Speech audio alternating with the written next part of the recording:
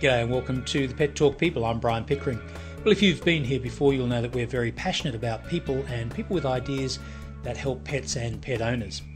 Now, Kay managed to catch up with a guy who's got a great idea. It's a new, very different pet home minding service called PetHomeStays.com.au. And here's her Skype chat from yesterday with Tom LeGrice, owner of PetHomeStays.com.au.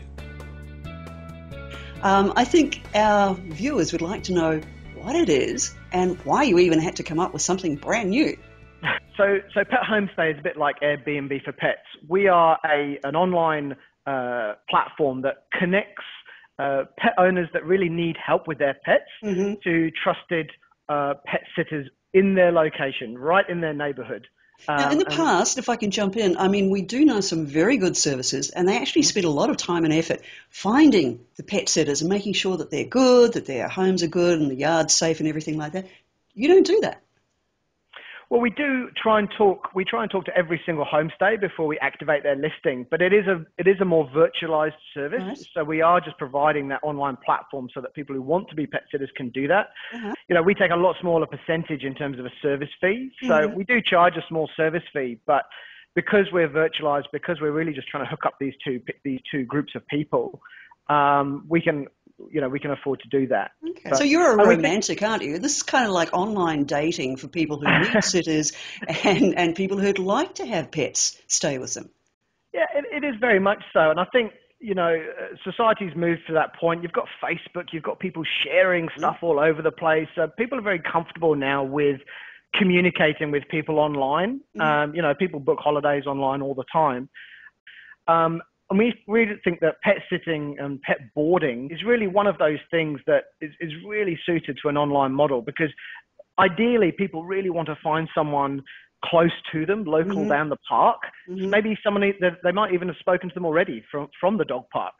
But we just make that whole process really easy. We make sure we send the right information. We're capturing the vet information and all those other kinds of things that you need. Well, there's that thing, because we actually also run a lost and found service called Boomerang ID. And we do know that when pets are being minded, they're more prone to getting out because they miss mum and dad. So, what's it like? Are you looking after, I guess, the back end when you say you look after the behind the scenes stuff? What about insurance and things like that? Yeah, well, through the website, we provide a whole set of house rules so that anyone who's considering becoming a homestay really should think about those, read through those. For example, they've got to make sure that their property's fully fenced. Really don't want to be a homestay if you don't have a fully fenced yard, because otherwise, as you say, pets will get out and so on and so forth.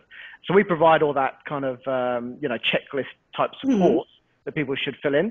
But one of the things we also found was really critical, that's really stopping a lot of people from doing this, is the insurance factor. Now under the Dangerous Dogs Act 93, anyone who's a pet sitter or is doing pet sitting or boarding for money needs to have $10 million of public liability cover, which is a lot. Right. That is a lot. That's going to put a lot of people off who are just going to say, I could do this without sort of setting up any sort of organization.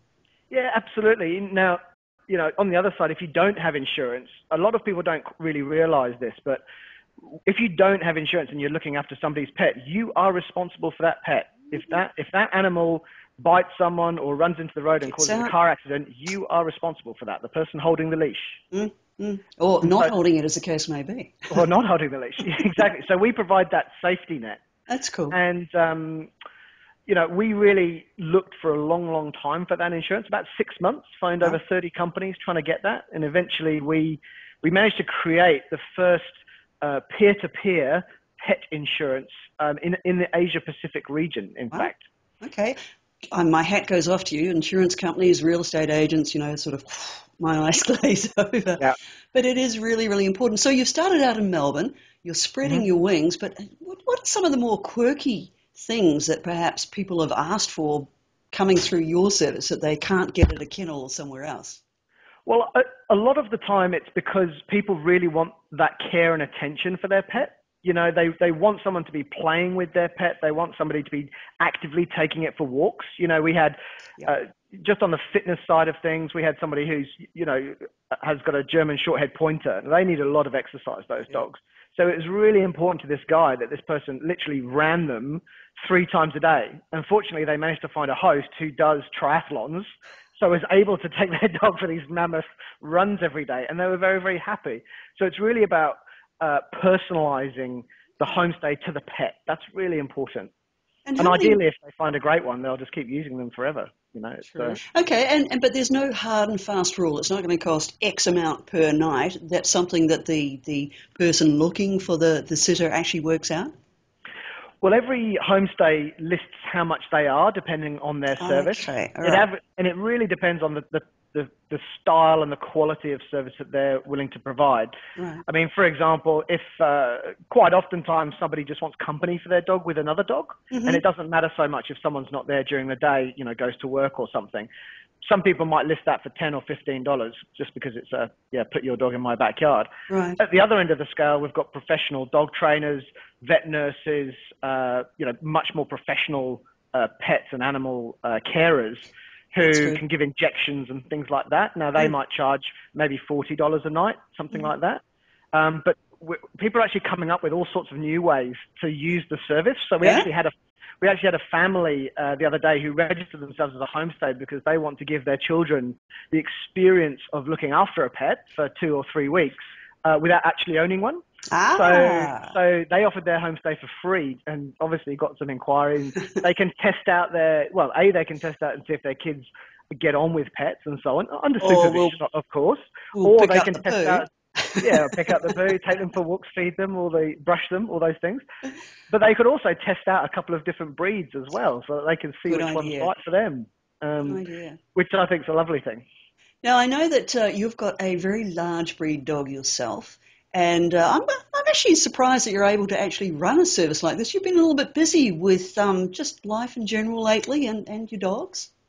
Yeah, well, I suppose when we started PetHomeStay, it was myself and my girlfriend at the time when we moved to Melbourne. We've recently got married with congratulations doggy about 3 weeks ago, so we're very happy with that. And you're on your honeymoon still, and you're talking with us. I think, as any married person knows, it's pretty short-lived. That'll get back. But at least you had somewhere the dogs could be looked after while you were away. Absolutely. So, and that's what it's about. It's about having the ability to have, a modern, busy lifestyle, mostly city-based, busy lifestyle, but you don't have to give up owning a pet just because you want to live a busy life. We go to sports events, we go to the movies, we go away for mini breaks at weekends, and people are there for when we need them. And that's really important. Well, I like the sound of that, and I like the sound of what you're doing. It's different, it's unique, and if people want to find you, where do they go? They simply go to www.PetHomeStay.com, you can have a look for free for all of the people that are in their neighbourhood. They can ask them questions and inquiries, and it's only when they actually find someone and book something for when they really need it that they actually have to pay through us to pay the host. I think that sounds darn cool. Tom LeGrice, thank you very, very much indeed, and I hope the rest of your married life goes as smoothly as your honeymoon. Thank you very much. Cheers.